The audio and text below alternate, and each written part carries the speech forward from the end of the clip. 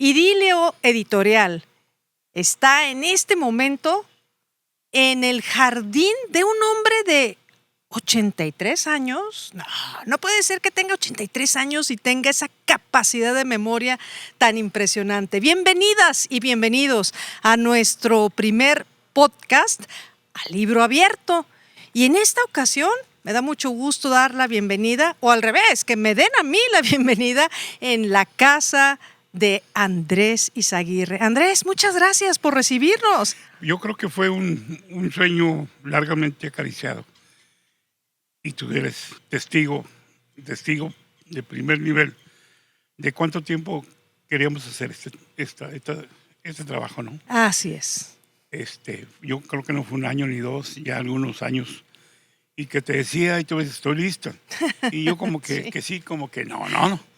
Y entonces creo yo que, y lo he preguntado, fíjate, con mis amigos, ¿por qué pocas hombres, pocas mujeres que han tenido una vida muy provechosa, ¿por qué no se animan a hacer un libro? ¿Sí? Exacto. Esa es la pregunta insistente. En mi vida, que quiero platicarla desde que llegaron mi padre y mis tíos de España. Pues hay toda una historia muy larga. Bendito Dios, mi memoria ha estado muy, tú lo sabes. Impresionante, sí. Pero pues eran aventuras de uno y otro, y de ahorita y de ayer y de antier, y desde que estaba chiquito. Pero yo quisiera poner orden un poquito a esta situación, ¿no? Claro, vamos a ir a un viaje al pasado. Exacto. Y vale muchísimo la pena, en este caso, la alegría de poder regresarnos a la época de tus primeros recuerdos, pero incluso todavía más allá. Vas a platicarnos de tu padre, de tu madre y estos capítulos de la historia que tú vas a poder difundir con todas las personas que sabrán que aquí en nuestro país, en México, en la ciudad de Torreón, estado de Coahuila, existe un hombre que tiene una serie de capítulos sumamente claves, impresionantemente también llenos de vida. Y lo que me sigue a mí asombrando, Andrés, es precisamente que tienes, ¿cuántos años? 83. Mira, tiene 83 años y ustedes lo van a escuchar. Andrés, platícanos este primer capítulo hablado, conversado, charlado, bien sentido de tu próximo libro, hoy por hoy convertido en un podcast. ¿Dónde vamos a empezar? Empezaríamos como dices tú muy bien, de más atrás de mis recuerdos. Es bien importante para las familias. La mayoría de las familias a lo mejor no tienen muy claro sus orígenes. 1917. Nos vamos hasta 1917. Y tantos años. Salió de un pueblito de Vizcaya, es País Vasco, mi abuelo, en 1917 más o menos. ¿El nombre de tu abuelo? Andrés Izaguirre, como yo. Homónimos. ¿Sí? Así es. Entonces muere mi abuela Isabel Muruaga. Y se queda mi abuelo con varios hijos. Su hija mayor, Eulalia, de 17 años, jovencita. Mi padre de 16, 15. Mi tío Aniceto de 12, 13 años. El tío Enrique de 9, 10 años. Y los últimos dos hijos, el tía Ángeles y el tío Juan. Mi abuelo marinero, navegando. Uy. Entonces se le complicó mucho la vida. Mi tía Eulalia le dice a su padre, papá, pues no puedo con todos no puedo el papel de mi mamá. Es mucha responsabilidad. De mi abuela Isabel. Para esto ya tenía unos familiares, mi abuelo, aquí en San Pedro. Una familia Muruaga. Un cuñado de él, o 2 cuñados de aquí, Muruagas, apellidados. San Pedro de las Colonias, Coahuila. Eso es importante mencionar. Uno de ellos, Ponciano, Muruaga. Y el tío Alejo, primos, hermanos de mi papá. Pues le dicen a mi abuelo, mándanos. México está, aunque está convulsionado, se acaba de acabar la revolución de 1910. Claro. Pero hay mucha expectativa para los muchachos. En Europa, la guerra de 1917 está muy revuelta. Los muchachos están muy jóvenes y a lo mejor no los pueden llamar a la guerra, ¿no? Claro. Entonces el abuelo decide traerlos. Él era marinero, se viene en barco, desembarcan en Tampico y se vienen a San Pedro. ¿Cómo cuántas horas visualizas que duró ese viaje desde la península ibérica hasta México, Andrés? Pues yo creo que un día. O un día y medio, más o menos. Día y medio. Más, ahí sí no te podrías decir exactamente. Pero como él era marinero. Pues no había se le hizo fácil. Se le hizo muy fácil. El problema era que cuando llegan a Tampico, en su traslado a San Pedro, pues todavía había muchos vestigios de la revolución, puentes quemados, ahorcados en los postes. Pues se acaba de acabar la revolución. Pero la revolución no se acabó en 1910. Claro. Siguieron brotes y aquí se levantaban en armas, aquí y allá, ¿no? Un país convulsionado. Entonces, exacto. Llegan a San Pedro, lo reciben, mis tíos, abuelos, y el abuelo, pues, se queda un par de meses, deja a sus hijos aquí. Pienso yo ahorita, en la actualidad, ¿cómo le debe haber dolido? Porque, pues, eran sus hijos pequeños. Todos. Imagínate nosotros todas. Con nuestros hijos ahorita. Claro. No seríamos capaces de eso. Un país extraño, sin sus seres más cerquitas, papá, mamá. Pero pues así se hacía antes, así era la costumbre. Y es que había un gran peligro, Andrés, ¿no? Pues allá y aquí. Claro, en los dos lugares, pero algo lo movió. Así es. Deja a mis tíos y bueno, pues empezaron a ver qué mis tíos abuelos, el tío Alejo y el tío Ponciano, qué vamos a hacer con estos muchachitos, ¿no? Uf. Y bueno, en ese entonces, mi padre, pues ya de, 15, 16 años, pues en ese entonces los jóvenes empezaron muy temprano. Le consigue trabajo. En la laguna había grandes hacendados. Uno de ellos eran todos vascos y era la casa, así les llamaban a las haciendas, la casa de Santa Teresa. O sea, los dueños antiguos de ahora el Museo Arocena, que de ahí son familiares de entonces los dueños de esa hacienda. Esa hacienda tenía muchísimas subhaciendas pequeñas, ¿sí? Pequeñas de 1,000 hectáreas. Que se regaban, ¿cómo sería la hacienda completa? Que se regaban con agua de río. Todavía ni para cuándo las presas, nada. Eran aguas broncas que venían y negaban. En fin, le dan trabajo en esa hacienda de Santa Teresa, la hacienda matriz, a mi papá. Y a mi tío Aniceto lo consiguen por ahí trabajitos en tiendas. Nunca le gustó al tío Cheto la agricultura. Tío Cheto. Al tío Enrique, pequeño, pues estaba muy chiquito, empieza a crecer. Mi padre, cosas curiosas, Santa Teresa era pura gente del País Vasco. Puros paisanos de él, sí. ¿Y vasco. Eso por qué? Porque así era, esa hacienda, eran puros vascos. El dueño y los empleados y los administradores, todos tenían que ser vascos. ¿Qué dato tan importante? Mi padre no se halló, increíble. No se halló, duró unos años trabajando ahí en la hacienda. ¿Se sintió incómodo? Pues no se hallaba con sus paisanos. Sería porque todos son muy tercos y muy socarrones. Los vascos son tremendos, ¿no? Bueno. Por eso que quieren una España libre todavía ahorita. Sí, porque claro, el País Vasco... tienen su manera de pensar. Claro, pues ellos tienen hasta su propio idioma, ¿no?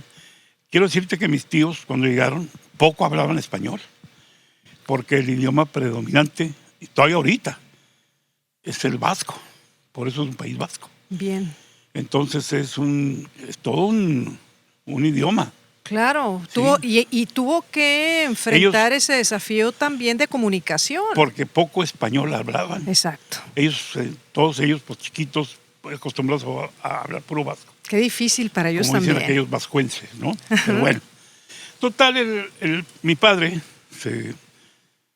le ofrecen trabajo en otra hacienda. Esa hacienda era la hacienda de don José Cueto. Lo que pasa es que don José Cueto era asturiano. Ándale. Otra zona, totalmente. Pedacitos de España en Coahuila. En Coahuila. País Vasco, en Santa Teresa, con puros ¿Sí? vascos. Don José Cueto, asturianos. Ahí. Increíble, ahí se halla mi papá. Ahí sí se halló. Ahí sí se halló con los asturianos. Y total, pues siempre había una cierta rivalidad entre las áreas, ¿no? De Sí. los vascos y los asturianos, y los madrileños y los sevillanos y todo eso. Estaba muy clavaditos esas zonas, ¿no? ¿Qué edad tenía tu papá cuando pasó eso? 19 años. 19 años. Bueno, ya había pasado un tiempo. 2, 3 años aquí. Sí, pero ya tenía una cierta madurez, ¿no? Empieza a trabajar con don José Cueto, después platicaré un poquito más de la historia de ese señor, dueño inicial de La Concha, del pueblito que está aquí cerquita. Del ejido La Concha. Del ejido La Concha, que por cierto, por eso se llamaba La Concha, porque la esposa de don José Cueto era Conchita. Ah, Y cosa curiosa, la primera, nomás tuvieron una hija. Conchita primero fue la primera reina del algodón en 1900 y tantos. No 30 y me tantos. digas, ese dato está sí. increíble. Elegido La Concha, el nombre viene De don entonces José Cueto, de la esposa de José don José Cueto, la señora Concepción. Conchita, decíamos la señora. Yo la conocí, bendito, yo la conocí increíblemente, ya muy viejita y muy mal económicamente. Después les platicaré la historia, cómo terminó. Sí, tienes que La Conchita. platicarnos esto porque es muy valioso. Pues empieza mi papá a trabaja y llega a ser el administrador general de don José Cueto. 14 haciendas tenía don José y 14 haciendas administraba mi papá. Y empieza a crecer. Un buen día le sale el tío Cheto que se quería casar. Ándale. Mi padre, espérate, Aniceto, no cumples 19 años, todavía estás muy joven. Que el tío Cheto no estaba trabajando. Él ya Él se quedó vendía en otro lado. No, él se dedicó a la ropa, era agente viajero, muy jovencito, vendía telas, y en fin, él se dedicó al comercio, en especial en esa línea, ropa.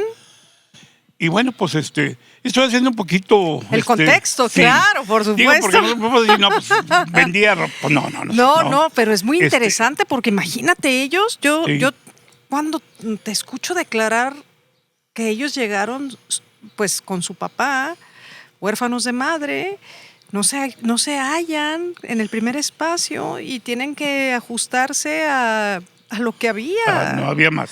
Imagínate qué fortaleza de espíritu para poder lograr hacer Los esto. hicieron muy fuertes.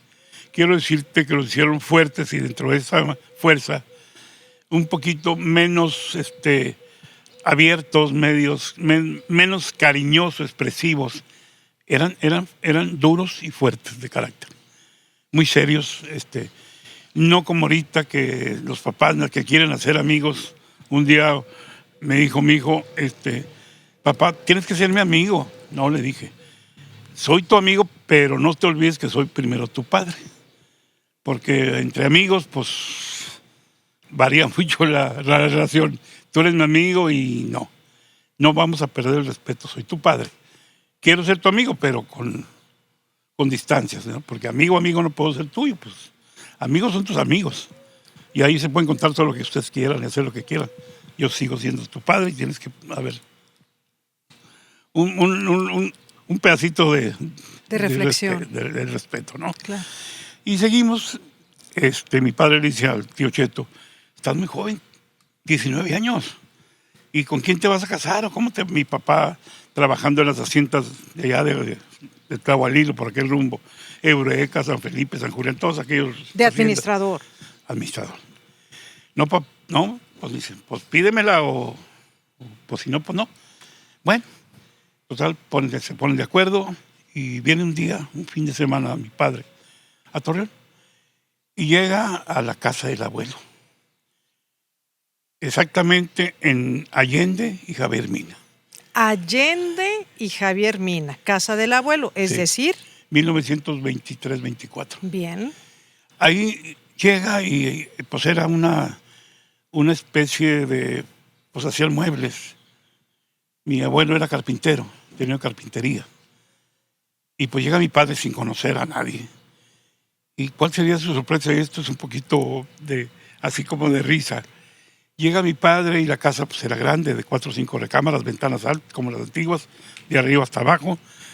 Y en la primera cuarto que ve la ventana, se mueven las telas, y había 2 muchachas. Una muy, muy blanca, muy güera, poniéndose medias. Y otra, pues, pintándose. Y bueno, digo, pues, quién sabe. Sigue al siguiente, por la misma banqueta, eso me lo platicó mi padre, y otro cuarto, otra ventana larga, y otras 2 muchachas, unas peinándose, y ya, pues, como que recela un poquito el viejo, ¿no? Y entonces, la otra recámara, otras 2 muchachas. Dijo, ah, caray, ¿qué pasa aquí, no? Pues ya, toca, le abre una jovencita de 10, 12 años. Hoy fulano tal, Andrés Izaguirre, vengo en representación de Aniceto. Ah, sí, de Cheto, le dice la chavita. Pues adentro. Ya llega, se sienta en la sala. Aparece mi abuelo, Río Grande, Zacatecas, nacido en Río Grande, Zacatecas. Un hombre delgado, no muy viejo, pero negro, bigote antiguo de los revolucionarios, de negro, corbata negra, ya lo estaban esperando, obvio. Y mi papá, pues como que receló un poquito, dijo, ah, caray, un montón de muchachas aquí, este señor impresionante, porque lo impresionó. Y le dice, le voy a presentar a mi esposa, Prageditas, la esposa de mi abuelo. Prageditas. Pragedis, Pragedis. que llamaba mi abuela. Montemayor. Pragedis Montemayor. Totalmente lo contrario al abuelo. Blanca, de ojos verdes. Rubia. Ella venía de la familia Montemayor de Monterrey. Murió su padre, su madre, y eran 2 hermanas, y unos tíos de aquí se la trajeron. Y aquí, de jovencita, aquí creció, aquí conoció al abuelo, y aquí se casaron. Pero pues impresionante, una muchacha rubia, de ojos verdes, con un pelo moreno, eso sí, muy serio, me imagino. Yo lo conozco, me acuerdo, pero muy, muy así borroso. Que era muy alto, sí me acuerdo, y así de pelo muy negro, y bigotón, y delgado, muy alto. Impactaba, impresionaba. Pues sí, porque Pues además era imagínate, muy... ¿no? Te estoy oyendo y me lo imagino. Era muy serio, muy cerrado, según platica. Sí. Pues mire, yo soy Andrés Izaguirre, hermano de Aniceto, y bueno, pues ustedes ya más o menos saben a qué vengo. Vengo a pedir la mano de la señorita María Teresa. María Teresa. No la conozco, pero pues mi hermano es lo que quiere. Y bueno, pues si ustedes se la conceden, pues adelante. Esa era la costumbre en aquel tiempo, entonces. Total, él no la conocía. Sí, claro. Entonces le dice el abuelo y la abuelita, Pragedis, le vamos a presentar a la familia. Y pues primero entra Francisca. ¿Sí? La tía Panchita, la güera aquella que... La de las medias. Exacto. Y mi papá pues dice, bueno, pues también. Con mucho gusto. Mucho gusto. Y luego entra la famosa María Teresa, Teresita. Sí, bien. La que iban a pedirle su mano. Sí.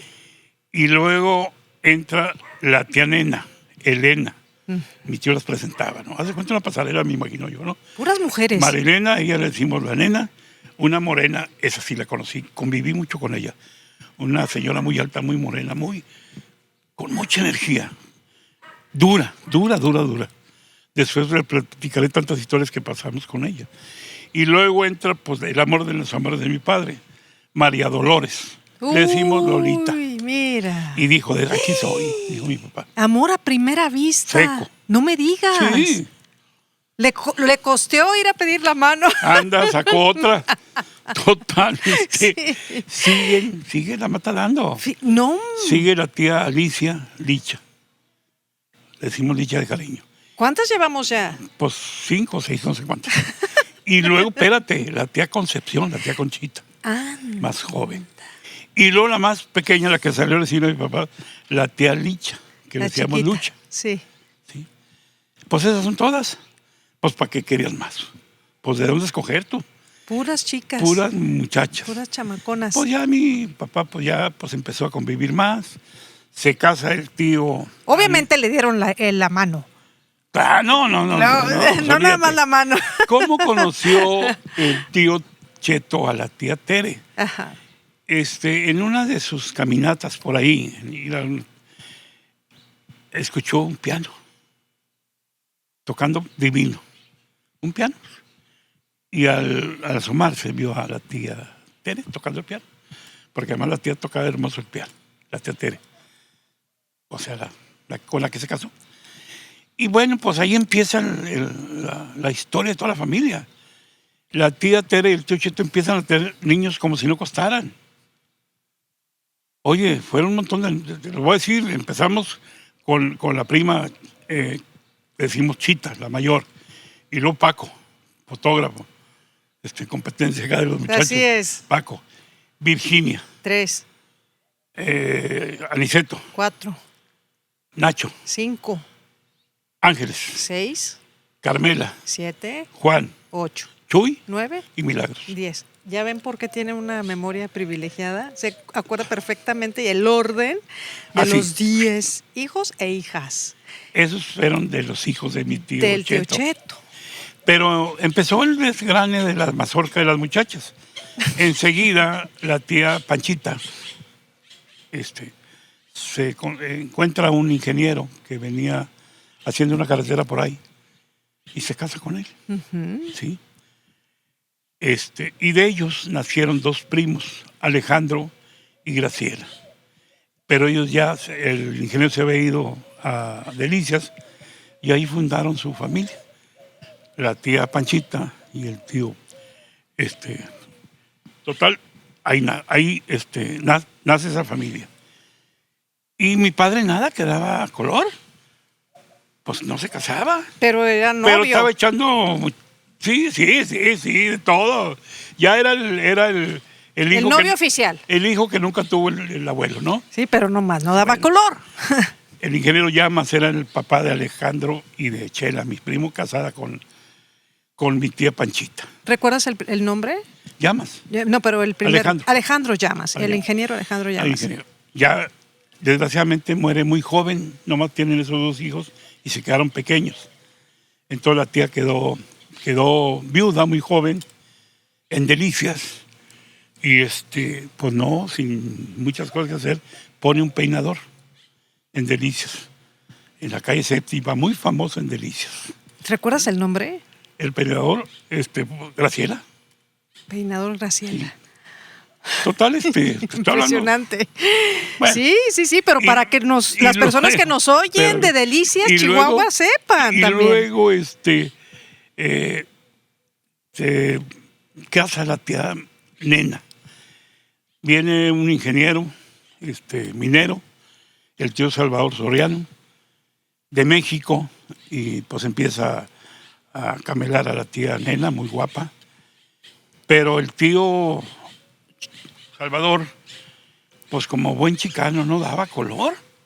Entonces le dice mi abuelo, mi papá, oye, pues este señor es de México, chilango, pues a ver qué le sacas. ¿Cómo? Y un día en la casa de los abuelos, le invita a mi papá a tomar una copa al ingeniero Salvador Soriano. Y pues una copita, ingeniero, como usted quiera. Y se acabaron la botella y fue como usted quiera y nunca le pudo sacar nada. Pero pues ya el señor, mi tío Salvador, era viudo, ya tenía un niño chiquito, de años, muy pequeño, que lo cuidaba su hermana. Entonces se casa con mi tía Nena se van a vivir a México, tienen una hija, Lourdes, mi prima Lourdes, y Salvador, que lo vimos como primo, porque pues, Claro. lo conocí de toda la vida. De chiquitito. Desde chiquitito, y para mí fueron mis primos muy queridos de la tía Nena. Y sigue, la va dando. Pues sí. Por fin se casa mi padre. Ay, por fin 8 llegó el años. día. Después de 8 años se casa. Y bueno, de la familia que tuvimos, mis hermanos, yo fui el más pequeño.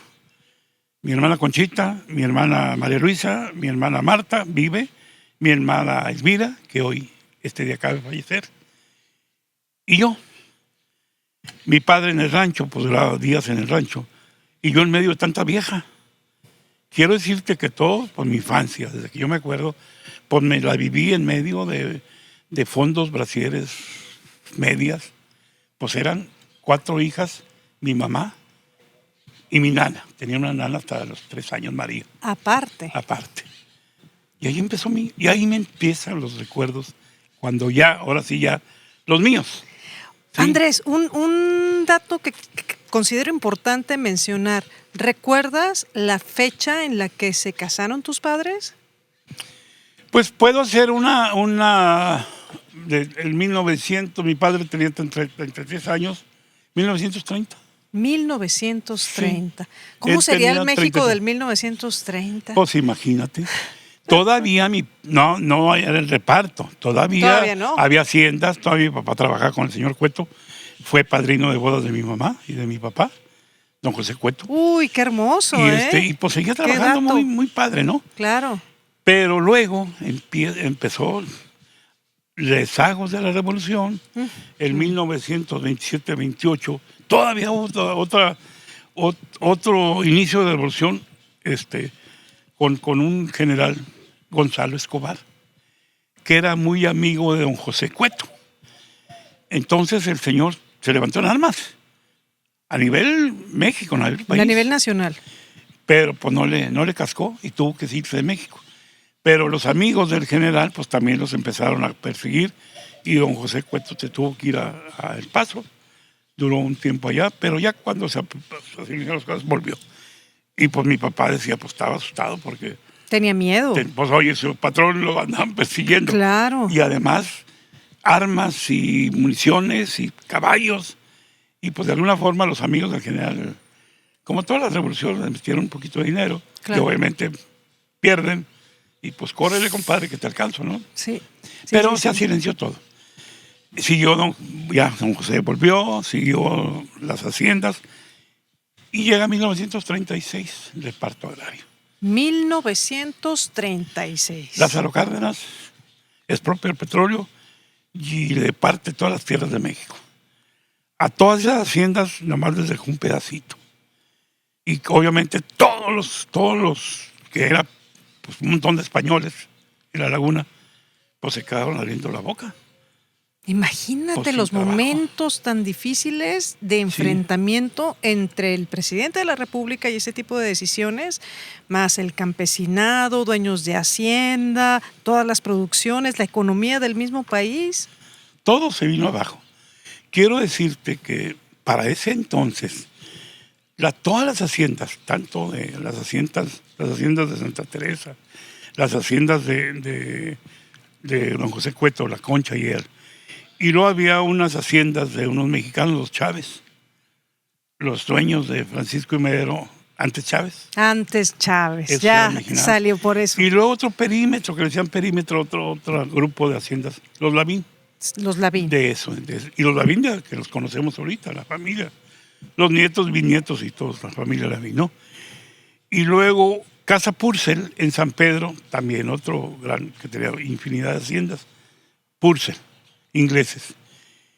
Y la Tahualilo, que era también, pero esos no eran ingleses, esos eran alemanes. Alemanes. Esa era la gran familia de los propietarios de toda la laguna, de toda. Claro, y como lo mencionamos hace un momento, esos pequeños pedazos europeos en la laguna, culturalmente tuvieron que dejar una huella. Claro, y no metemos a la familia de los árabes y los chinos, Claro, también faltan. que fueron sí, los, por supuesto. pues casi era toda la comunidad Así internacional de la laguna, ¿verdad? cómo se convirtió en un crisol multicultural. Cada quien, los chinos, pues eran los jefes de todas las, ¿cómo se llama? Donde vendían comida y tal, restaurantes y todo eso, ¿no? Sí. Y los árabes, pues ropa. Pues no se diga, claro. Sí. Una economía fructífera. Bien hecha, ¿no? Claro, otra mentalidad. Exacto. Y pues ya, se queda ese lapsito, fue difícil para el país, porque todas las grandes haciendas de todo el país, pues se les repartieron. Se acabaron, se les repartieron entre el ejido.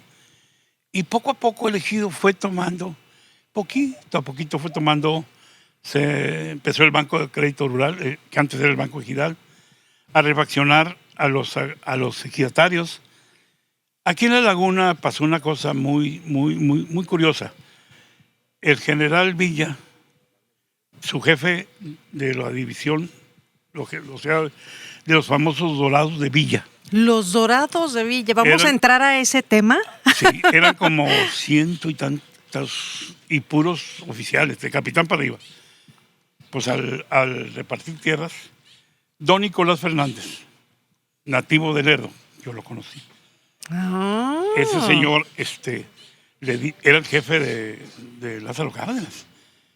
Don Oye, Nicolás pues, era un jefe pues era la mano derecha de Villa.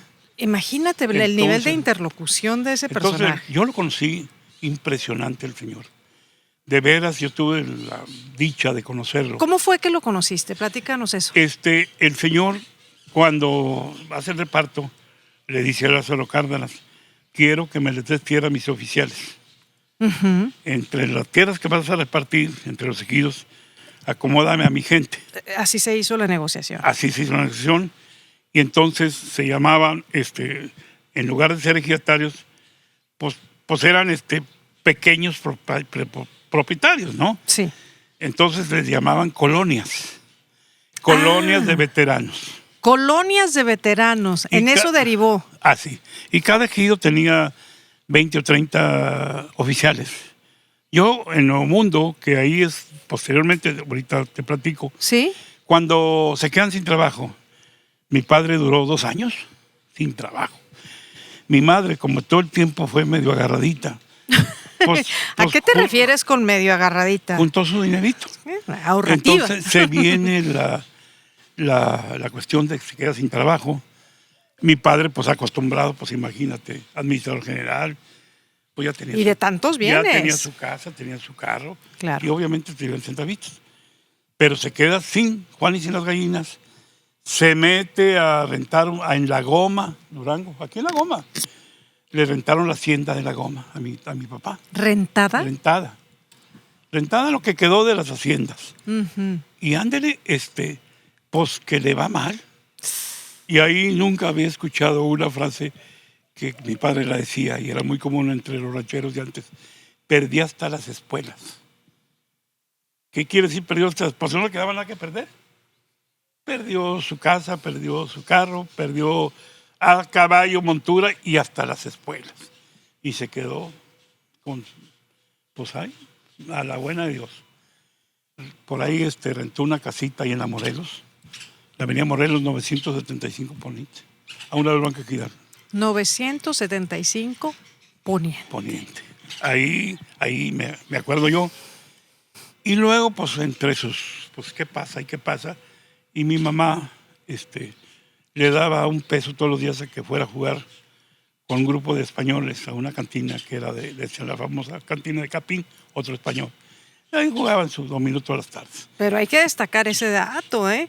Era tu mamá quien le daba $1 para que pudiera ir a desestresarse. Entonces, mi padre conocía a un señorón. Es para mí, que también tuve el placer de convivir con él, don Antonio Cofiño.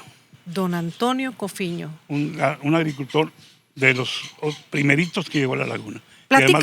Platícanos de él, por favor, y si te sabes el nombre completo, mejor. Antonio Cofiño, sí. El segundo apellido no me lo sé. No me acuerdo. No, ese no. Pero para mí era don Antonio. Un señor ya grande, con pues, agricultor ganadero, con dinero, de los ricos de antes. Y mi papá se le arrima y le dice, pues se conocían españoles al fin, no más que también el asturiano, pero pues como se llevaba bien con los asturianos, le dice, pues don Antonio, hay un buen negocio. Los veteranos, o sea, los de las colonias agrícolas, no tienen refacción. El banco ejidal les da dinero a los ejidatarios, los refaccionan, pero pues estas colonias no tienen quien los ayude.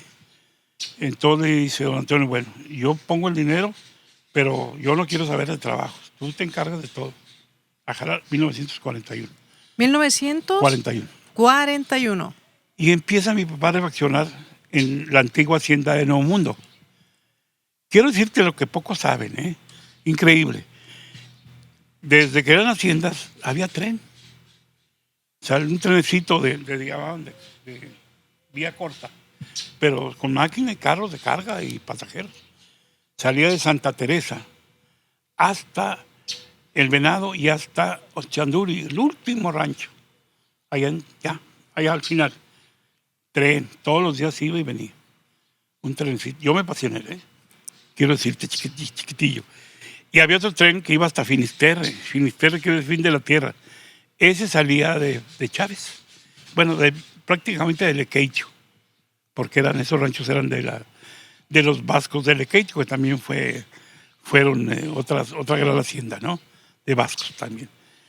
Y bueno, pues era el trencito. Entonces mi padre dice, bueno, déjame intentar a ver si hacemos negocio. Y se mete a Nuevo Mundo y empieza a refaccionar. Entonces, pues se junta un montón de gente y empieza a ayudarlos. Él les daba dinero para que trabajaran las tierras. Y cuando levantaban algodón, ahí mismo en Nuevo Mundo había despepite, hacían sus pacas, llegaba el trencito, las cargaban y hasta Santa Teresa, y ahí las embarcaban en el tren que iba de Torreón, Saltillo, Monterrey. ¿Sí? Y así fueron pasando los años. Increíble. La primera vez que fue y la última que fue mi padre a España, junto con el tío Alejo, aquel que lo recogió, en Bilbao, porque es la capital de Vizcaya. Estaban ahí en Bilbao, mi padre y mi tío, y donde ven unas pacas, y las pacas eran de mi padre, de Nuevo Mundo. Fíjate que en Bilbao, España, hasta allá fueron a dar. Qué sentimiento Imagínate. Tan conmovedor, estar ahí. Yo produje ese algodón que está aquí en Bilbao, en España. ¿Y qué andaba haciendo tu papá allá? ¿A qué fue de viaje? Pues a ver a sus familiares. Acuérdate que él llegó en 1917. Sí, claro. Y no volvió hasta 1950. Se tardó muchísimo pues tiempo en regresar. Pero pues algo en su corazón lo llevó para allá e imagínate. Ya él no vio morir a su padre. Pero tuvo la ventaja ya cuando estaba bien, pues trajo a mi tía, que fue casi madre de él, a Letra Eulalia, la trajo a Torreón a conocer toda la familia de los mexicanos, ¿no? Y posteriormente se trajo a la tía Ángeles con su marido, sí, el marido telegrafista. Pero no se acopló lo trajo a la hacienda de Nuevo Mundo a trabajar cuando estaba refaccionando, que lo ayudara. Pero pues no, el otro era telegrafista, no se halló aquí, dijo, no, aquí están locos, trabajan desde las 4 de la mañana. No, me regresó y se regresó a su pueblo. ¿Solo? Con la tía Ángeles y su niña que traía entonces chiquita, Lali. Eulalia se llamaba. Sí, pero vino y se paseó y vio. Duró 6 meses, un rato. tomó mucha cerveza, felizote, y era cuando mi padre refaccionaba en Nuevo Mundo. Se fue. Andrés, ¿puedes explicarnos con un poquito más de detalle en qué consiste este proceso de refaccionar? Bueno, todavía ahorita, y es muy costumbre en el campo y en las empresas, ¿no? Los colonos no eran ejidatarios, tenían propiedad tierra. Lázaro Cárdenas dio 20 hectáreas a capitanes, generales, y también cuando ya sintió que no completaba de tierra les dio de 10. Pero eran dueños de ella, diferente del ejido. Los ejidatarios, la tierra era del gobierno y esta era tierra de ellos. O sea, podían comprometer su tierra. Y bueno, pues no tenían ni animales para trabajar, ni herramienta, ni dinero. Entonces, pues necesitaban pues todo. Entonces mi papá dijo, bueno, yo pongo todo y de la cosecha vamos por mitad. Y así empezaron a trabajar. Él ponía, mi papá entonces eran puras mulas, ponía las mulas, ponía los arados, las cultivadoras, la semilla, y pagaba las pizcas, hacían las pacas, liquidaban, quedó tanto y bendito Dios, nunca perdieron. Y ahí empezó a crecer. Pero pasó una cosa muy curiosa. Estamos hablando del 41, 42. Ya vamos en el 41, sí. 42. Empiezan a morirse los generales ya grandes, los coroneles y los capitanes y los mayores. Los que tenían controlado el asunto. Mundo. Entonces, las viudas le empezaron a ofrecer tierras a mi papá en compra. Y mi papá empieza a comprar de 20 hectáreas, de 10, así. Ese fue el dato histórico que provocó que él adquiriera esos espacios. Exacto. Ahí pegados a Nuevo Mundo, esas tierras. Pero muy retiradito, había también tierras de esos colonos. Y bueno, pues empieza en 1947. Yo tuve la dicha, pues yo tenía en ese entonces 8 años. Yo acompañaba mucho a mi papá. Tienes que decirnos qué día naciste. El 16 de enero de 1939. Y total, pues iba con mis padres, porque a mí el campo me mataba y me irá a matar, porque es mi... De ahí eres. De así soy. Y no había todavía la presa de Palmito, aguas venían broncas, y cuando llegaban todo el montón de agua, pues regaban las tierras y sembraban, y esperaban que lloviera. No grandes cosechas como las de ahorita, pero sacaban buenas cosechas. Claro. Los gastos eran pocos. Y así fue creciendo. Poco a poco. En ese lapso de 8 o 9 años, pues yo ya estaba en el colegio. Yo empecé de 6 años en el hispano-mexicano. Aquí en Torreón. Me brinco así, de repente me voy a devolver y tú sí. me vas acomodando, sí, ¿no? No te preocupes, Digo, nada más para poder también sí. Igualmente que quienes nos están escuchando claro. sepan, si es tu primer recuerdo. No, pues vienen todos los recuerdos. Pero cuando nosotros regresamos nuestra memoria a ese primer momento en que tuvimos conciencia, en tu caso, ¿cuál sería? En mi caso, en todo esto que te estoy diciendo, sí. Mi primer momento en mi infancia fue en mi casa de la Avenida Morelos, 975. El teléfono era el 220-25. Con mis 4 hermanas, con mi madre. Y ahí, pues, ahí empecé, 6 años. Me ponen en el colegio hispano-mexicano, que era de españoles. Y ahí empiezo mi primaria. ¿Sí? Y bueno, en ese lapso, pues empezamos con mis demás primos que no vivían aquí. Tengo un accidente yo en Lerdo, manejando a mi padre en un carro, me caigo del carro, se abre la puerta, me golpeo en la cabeza y tengo problemas con un ojo. ¿Sí? Que se me va. Y todavía se me va de repente, ¿no? Pero estaba. ¿Qué edad? 6 años, 7 años, me acuerdo. 7 años. Entonces, me llevan a México mi madre, pues a checar, porque se me hizo una nube. Y el doctor ahí nos dice que la nube tiene que madurarse. Y tiene que transcurrir algunos años con la tía Nena, el tío Salvador y mis primos Chavo y Lourdes. Y esas fueron las relaciones con ellos. Ahí mi tía, como era así de dura, que te digo, la tía Nena, me enseñó a tomar todos los días. No dejé de tomar hasta hace poco, no hace mucho, un huevo crudo en las mañanas. ¿Un huevo crudo con limón y tantita en la sal? mañana. ¿Para qué un huevo crudo? Para ayudarme es que eso te va a ayudar mucho a tus ojos. Imagínate un chavo de 6, pues me da asco, pero a punta de zapes en la cabeza me acostumbró. Duramos 15 o 20 días y ya cuando me vine, pues ya era natural en la mañana tempranito y me abrazco y me la tomaba. ¿Y todavía tienes esa costumbre? Ya no, pero hasta hace poco. Hasta hace que la dejé de seguir. ¿Terminó gustando? Pues no gustando, pero sintiendo que me hacía bien. para el ojo que no me bailara y tal y cual, ¿no? Eso fue cuando tenía 17 años. Y empecé en el Hispano Mexicano. Y con mis amigos de ese año, de esos años. ¿Te acuerdas de algunos? De algunos, que hoy es el médico veterinario muy amigo mío, Ciro Zarzosa. A lo mejor tú llegaste a conocer hace poco, se murió. José, era de... Ahorita me acuerdo perfectamente bien, unos cuates Milman, Luis y Moisés, Enrique Martínez, mi primo Juan Izaguirre, que estábamos juntos, Gassi Isa, que estábamos en García Triana, Pepe García Triana, que estuvo conmigo los 6 años. Luego se recibió de ingeniero posteriormente y le fue muy bien en la vida. Tuvo mucho, pues fue recaudador y mucho trabajo de gobierno.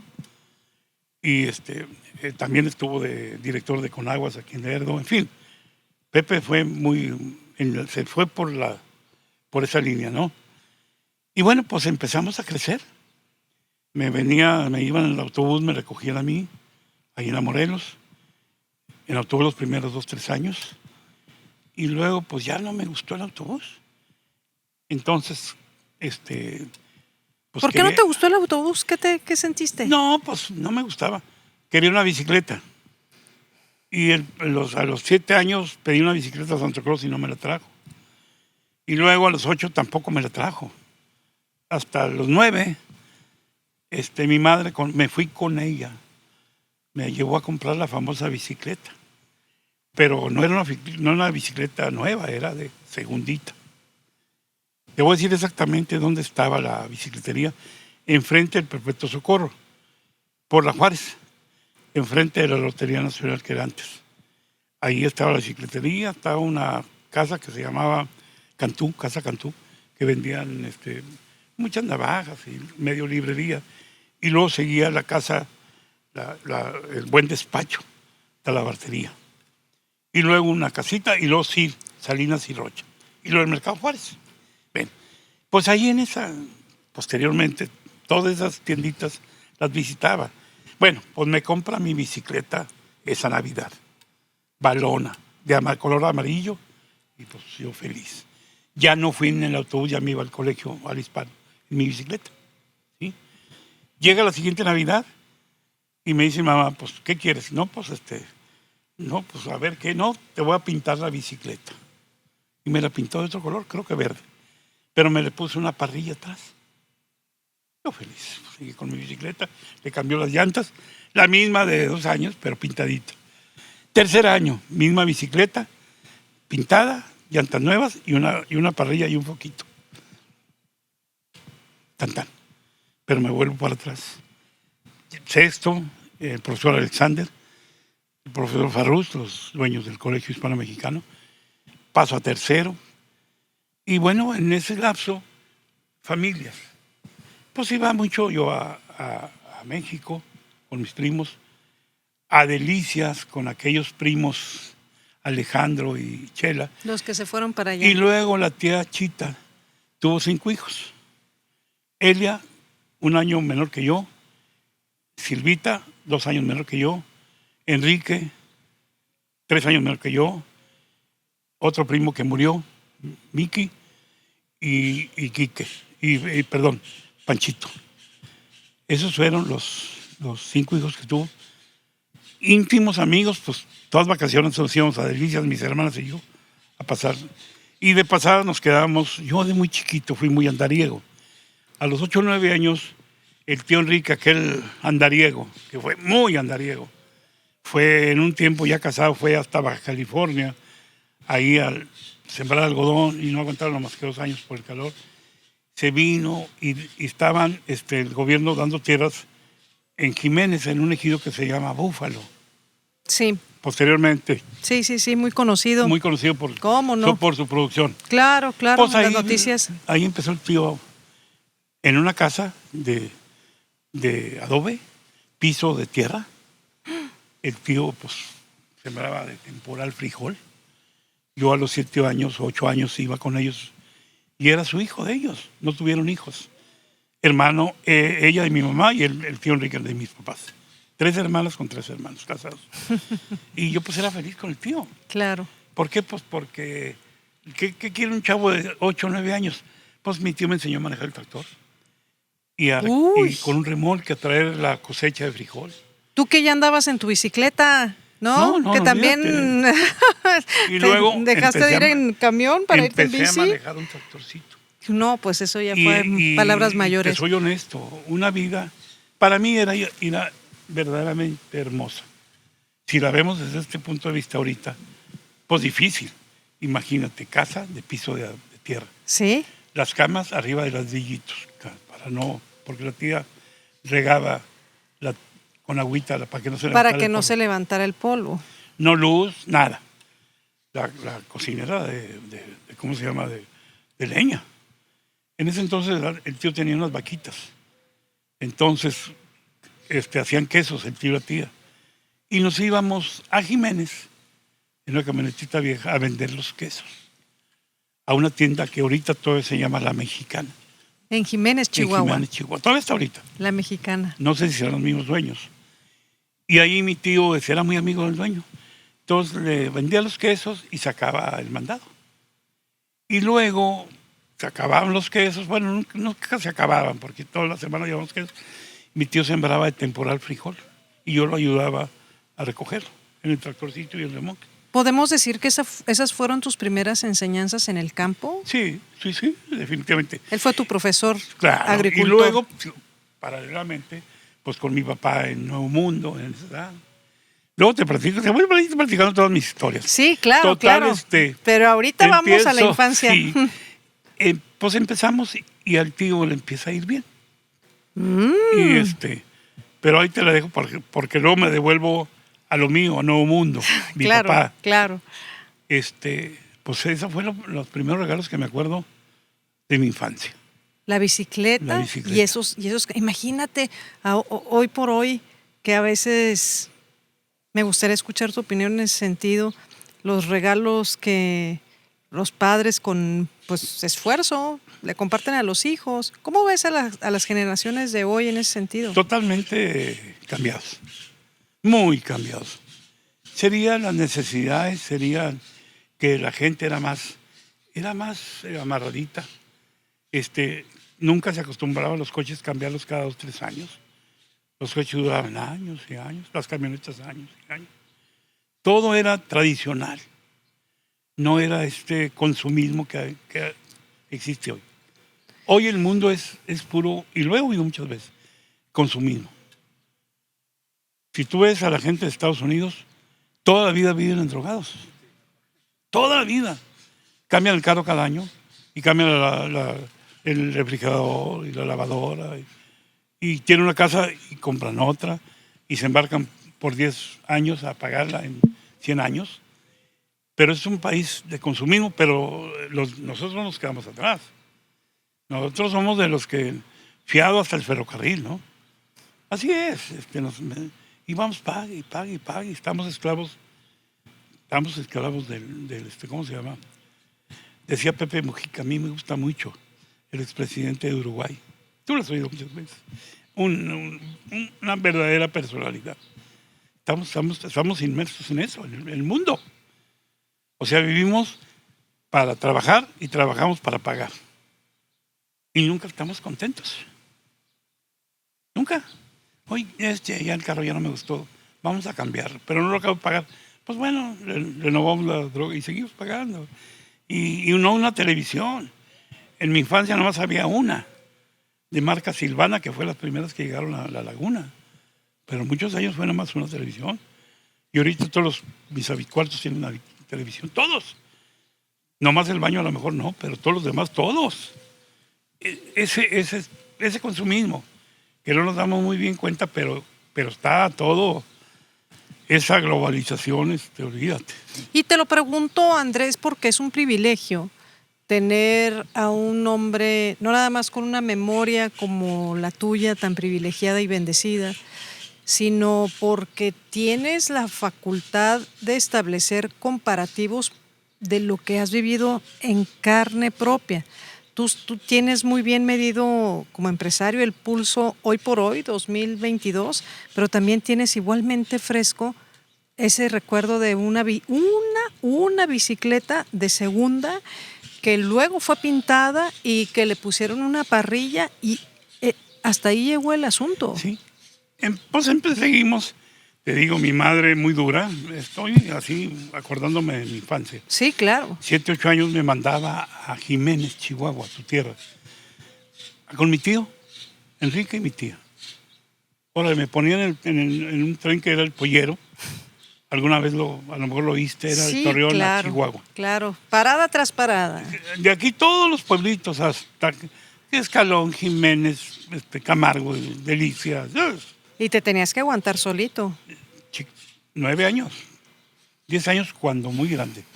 No me mandó muchas veces, pero me acuerdo yo 2, 3 veces sí me puse en el tren.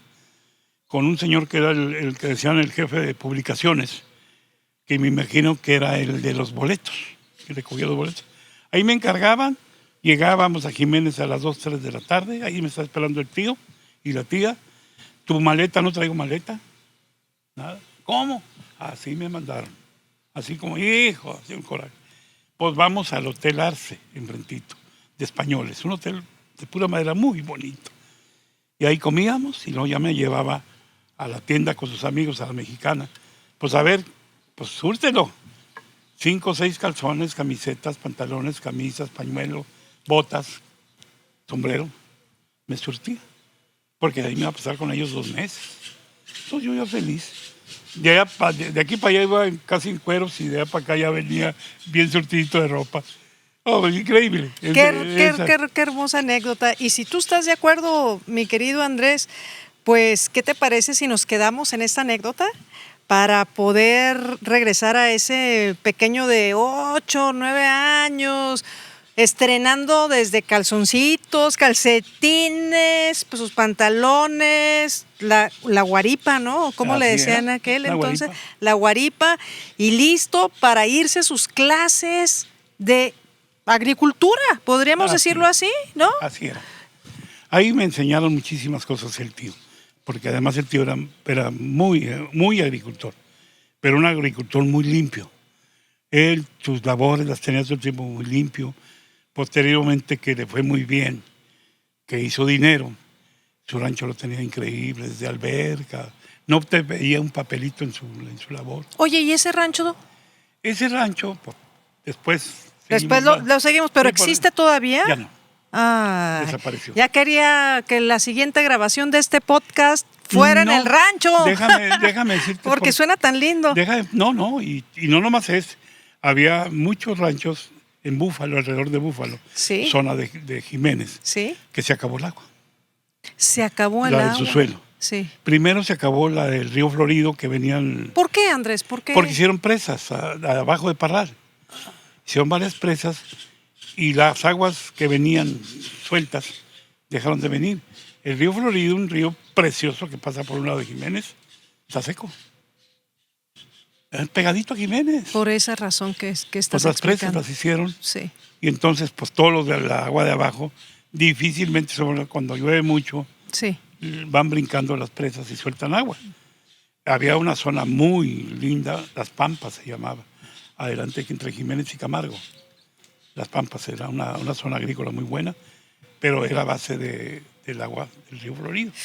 Wow, pues en ese capítulo nos vamos a quedar el día de hoy para poder imaginar. ¿Ya nos echamos una hora? Nos echamos una deliciosísima Pero hora. pues si apenas vamos en 8 Pero ¿qué años. pasa? Si apenas está todavía muy chiquito. Uy, andamos en 8 años en sexto, caray. Quinto, sexto. Pero es lindísimo porque lo que acabas de compartir, quiero decirte que es tu primer legado. Y hoy, si bien es cierto, quiero que también recibas un abrazo cálido, fuerte, solidario, por el fallecimiento de tu hermana. También igualmente la admiración por tu temple, porque está esa herencia que acabas de mencionar, esos hombres fuertes, esos hombres reacios. No cancelaste y aquí estamos contigo en este día que es importante también en la historia de tu vida. Con relación así un momentito nada más, pues es que la vida continúa, ¿sí? compromisos ya adquiridos y tienes que tener una gran designación. Y tienes una cosa muy importante. Los caminos del Señor son muy claritos, los del Señor. Hasta aquí mi hermana estaba muy mala, pesaba 32 kilos, con cáncer por algunos lados, y ya estaba muy, muy cansada. Muy cansada, pues imagínate, 32 kilos. Ya no caminaba, en fin. Pero pues tenemos que ser muy fuertes y yo creo que ahí a nuestra edad, bueno, a cualquier edad, porque cuando el Señor dice, vámonos, y se van los chiquitos y los medianos y los grandes, pero lógicamente los que tenemos más probabilidades de irnos, pues somos los mayores. Y en este caso, pues así es. Entonces, hay que tener, decía Johann Sebastian, hay que untarse en la espalda resina. Úntate mucha resina. ¿Por qué resina? Resignación. Eso decía Johann Sebastian. De ahí tomaste esa frase. Pues sí, él era de él, ¿no? Resina, resignación, carajo. Y bueno, pues vámonos a la siguiente etapa, que nos quedaban pues todavía muy, muy chiquitos.